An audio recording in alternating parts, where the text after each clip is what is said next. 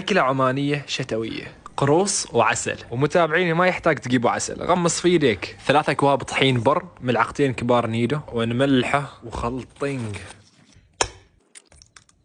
واتر، خلطينج طشونه اجين واتر وخلطينج مرة مع الريحة. وصح الطوبق لازم يكون ساخن قبل أن تبدأ، ولا تكلف على نفسك تسويهن شكل مخلوقات فضائية. دواري يسد سمن عماني ما شاء الله. وكذا بس وخلصنا.